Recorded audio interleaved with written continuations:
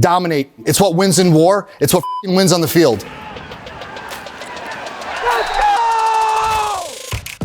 That intro right there should give you plenty of confidence that we are bringing in the right firepower to answer the question we posed in the title of this video. Why the military makes the best lacrosse players. But before we can answer that, these three servicemen deserve a proper introduction. So who are they? Should I do the 3, 2, 1? Yeah, why not?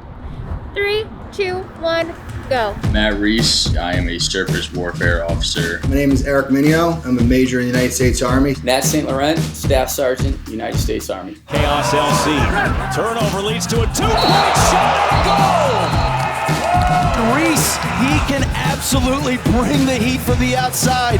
Matt Rees is a Navy grad and LSM for Chaos Lacrosse Club. He's arguably one of the grittiest and most electric defenders in the league. In 4 years at Navy, he had 160 GBs, 15 goals, and 75 calls turnovers, which broke the program record for career calls turnovers at the Naval Academy. Army Reservist Erik Mineo graduated from West Point, where he was a member of the Army lacrosse team. Over the last 14 years, Erik served 3 tours in Afghanistan, 1 in Iraq as part of the 82nd Airborne Infantry and Special Operation Forces Elite 75th Ranger Regiment. And he gives a badass pregame speech. Blood, sweat, tears. Come back covered in them with a W, Jeff. Redwood's head coach Nat St.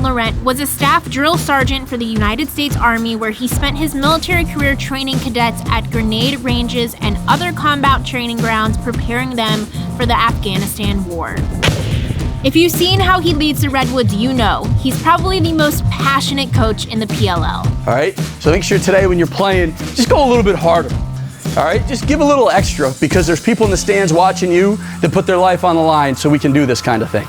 So what's the first reason why the military makes the best lacrosse players? For Matt Rees, it starts with discipline. Here they go again.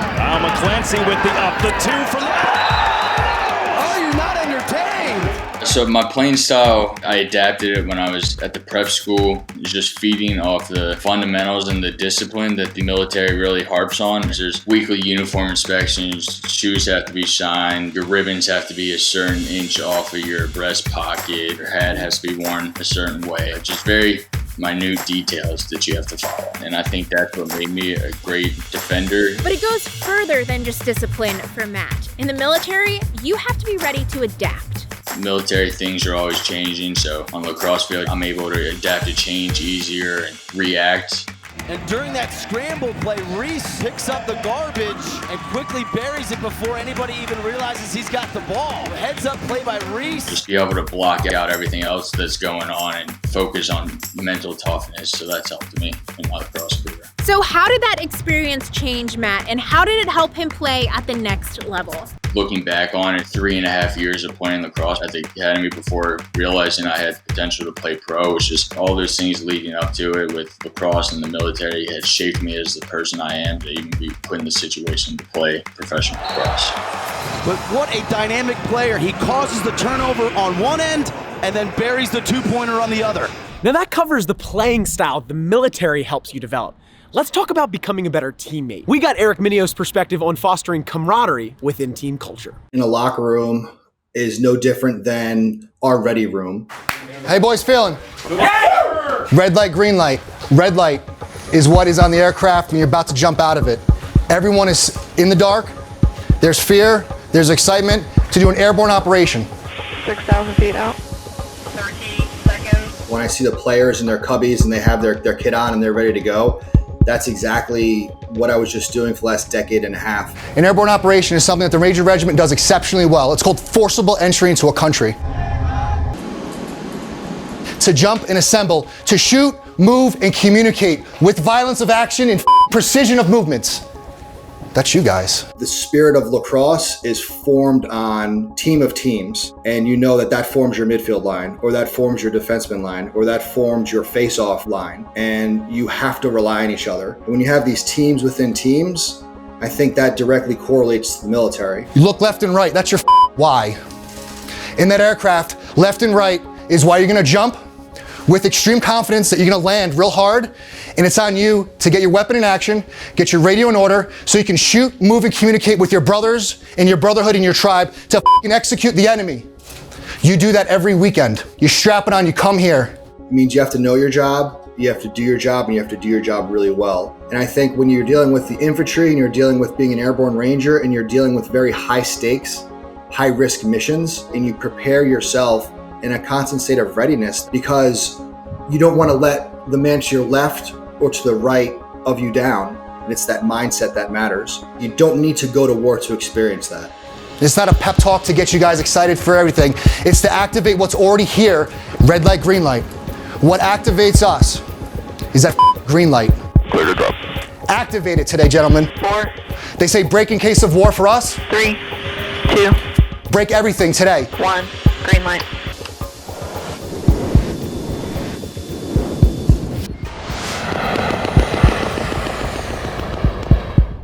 Arguably, one of the most important traits in a lacrosse player is leadership. Redwood's head coach Nat St.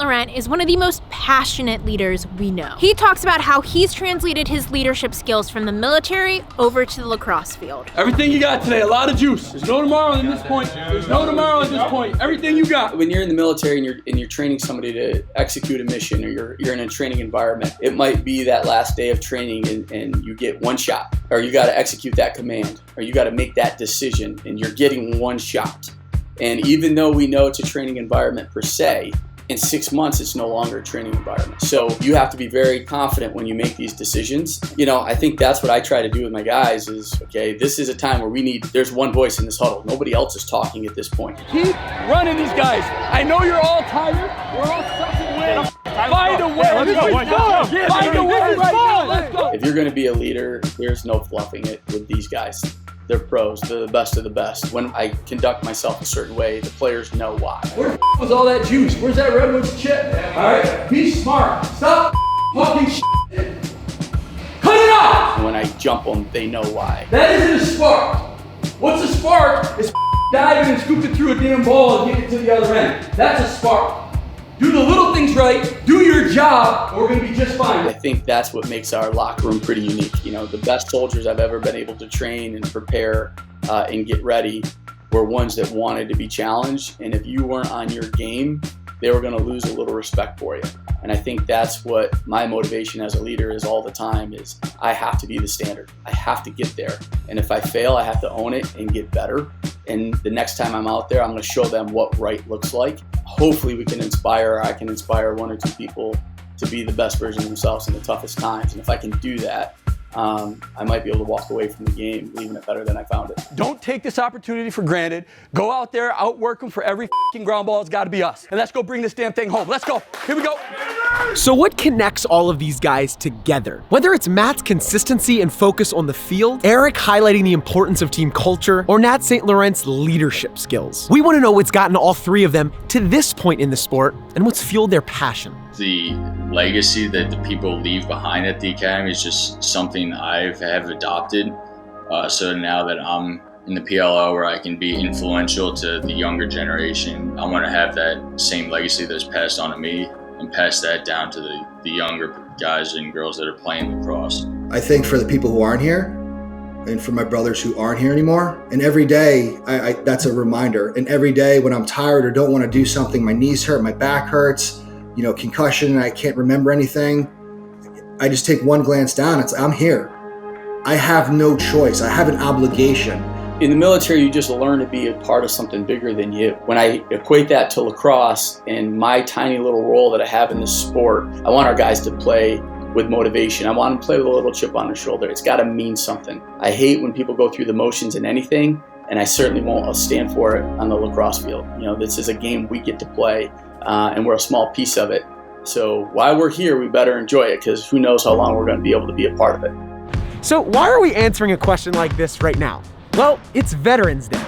We wanted to honor all of the men and women who have served and are currently serving, including these 3. And Lisa and I are incredibly grateful for these 3 coming on the Fast Break and sharing a bit about their story. Thank you guys for taking time to watch this episode today. We hope you are honoring all of those who have served as well. This episode is extra special to me because I have a cousin who served in the military. Yes, and I have a brother and sister-in-law who are both serving, so thank you guys so much. And for getting to the end of the episode, we want to reward one of you who comments down below with a t-shirt from our Veterans Veterans Day collection. What's one lesson you took away from this video? Comment that down below. And if you see a veteran or someone who's currently serving, make sure to thank them today or this week.